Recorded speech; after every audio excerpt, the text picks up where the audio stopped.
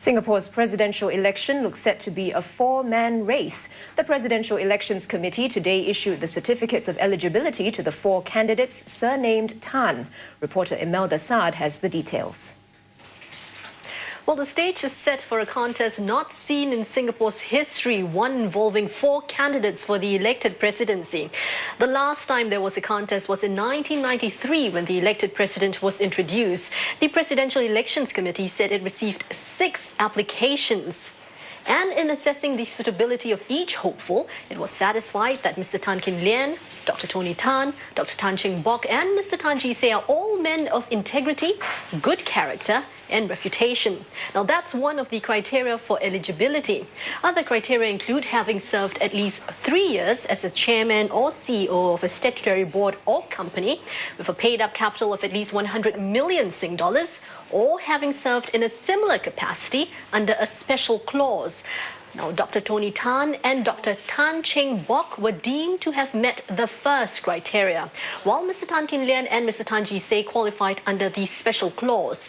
The committee said NTUC Income, although a cooperative, had a paid-up capital of more than $100 million in the years preceding Mr. Tan Kin Lian's departure. And this, they say, is comparable in size and complexity to a company with a paid-up capital of the same amount. As for Mr. Tan Ji Say, the committee said as Regional Managing Director of AIB Government Asia, he had overall responsibility for the company's operations. He therefore held a position similar to a CEO. The committee added that AIB Government Asia is an organization equivalent in complexity compared to Singapore companies with a paid-up capital of $100 million. The two hopefuls who were deemed not eligible are retiree Wee Boon Yew and former JTC Corporation Group Chief Financial Officer Andrew Kwan. Now, the committee said Mr. Wee had submitted an incomplete form. He had also acknowledged that he did not meet the eligibility criteria. As for Mr. Kwan's second attempt at running for the presidency, the committee maintained that his seniority and responsibility as Group CFO are not comparable to what's set out under the Presidential Elections Act. Now, the committee's decision is final. And here's a closer look at the four men running to be president. Former Deputy Prime Minister Tony Tan was a mathematics scholar and lecturer, then a banker before he became an MP. He was also Deputy Chairman from the Government of Singapore Investment Corporation and Chairman of Singapore Press Holdings. Dr. Tan has stressed that he was never approached by the PAP government to run. How could I not step forward when I know that I have more to contribute to the country we all work to build? Dr. Tan Cheng Bock was seeing patients in his clinic until mid-July when he took leave to concentrate on his presidential bid. As a PAP backbencher known as Mr. Feedback, he was known for speaking his mind, occasionally crossing swords with his own party. I will lose some votes maybe because of my past association with PAP, but that's all in the game. It's okay. Tan Kin Lian often points to his humble beginnings, saying he was born to a poor family which made a living transporting fish from the Riau Islands to Singapore. The former CEO of NTUC Income became widely known after the collapse of Lehman Brothers. He spoke up for small-time investors who had lost their life savings on toxic financial products. I recognize that the president cannot be a second center of power, but that does not mean the president cannot do anything. And former Singapore Democratic Party member Tan Ji Say is an investment banker. He spent 5 years as the principal private secretary to then Deputy Prime Minister Goh Chok Tong. As a CEO of a fund management company, I have managed more than $100 million, several $100 million of funds, of investor funds. And frankly, this is, if you are a company with a paid-up capital of 100 million, but if it is all cash, you do nothing about it. So do you manage it? The four candidates are now putting their final papers in order for nomination day on Wednesday and finalizing their election strategies. Our reporter has more on the reactions. Former Deputy Prime Minister Tony Tan said he's deeply honoured to be granted the Certificate of Eligibility. He said the office of the President is the highest in the nation and he expects a vigorous exchange of views during the campaign with all Singaporeans participating in the discussion. Former MP Dr. Tan Bock said he's very happy to receive the certificate from the Presidential Elections Committee.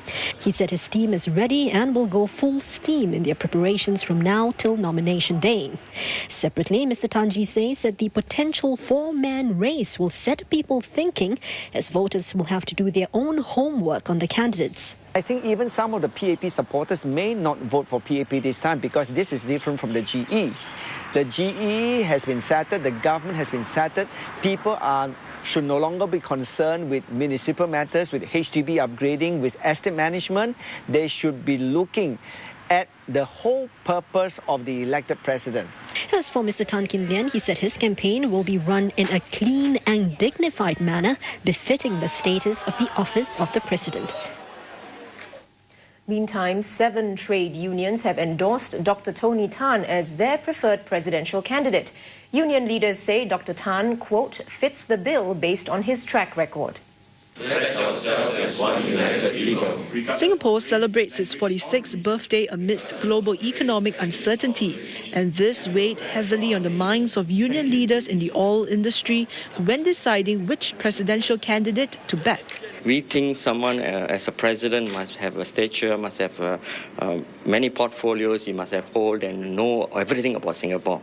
So basically looking at that angle, we very strongly feel that Dr. Tony Tan fits the bill.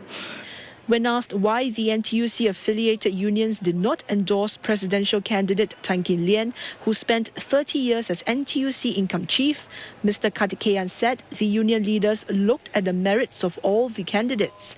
But the 26,000 members are still free to vote for the candidate of their choice. Unlike previous presidential elections, when the Labour movement endorsed one candidate as a whole, the NTUC has broken away from this top-down approach and has allowed the various unions to decide which candidate to support. In reaching its decision to endorse Dr. Tony Tan, the OPEC cluster said it had full autonomy to choose its candidate. The Union of Security Employees, which represents 12,000 workers, also gave its approval to Dr. Tan. He's been in various sectors, financial sectors, trade, education, and of course the last one is DPM.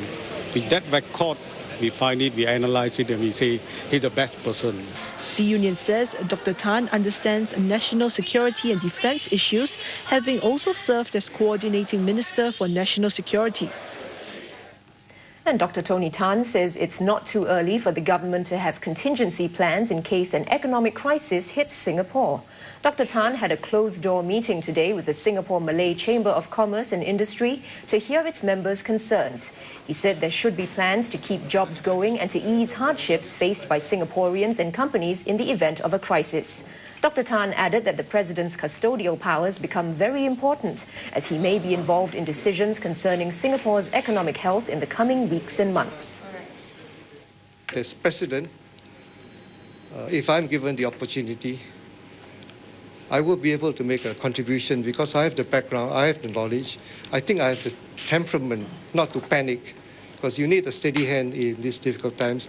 But we are facing difficult days ahead. We must be prepared. At a lunchtime talk at the Central Business District today, presidential candidate Tan Ji Say said he thinks the country's highest office must be involved in the economic strategies of Singapore. He said the underlying economic strategy of the government has caused a social divide, and he thinks it has reached a point where the president needs to step in to heal the division and unify the nation. Mr. Tan says he's in favour of disbanding Temasek Holdings to allow private enterprises to take over and create a new buzz for Singapore. My starting point is always to have private discussions with the government of the day. There is no intention to rock the boat. That's not the idea. But I do have to tell the public members who have to exercise, who have to cast their votes, where my views stand. Coming up on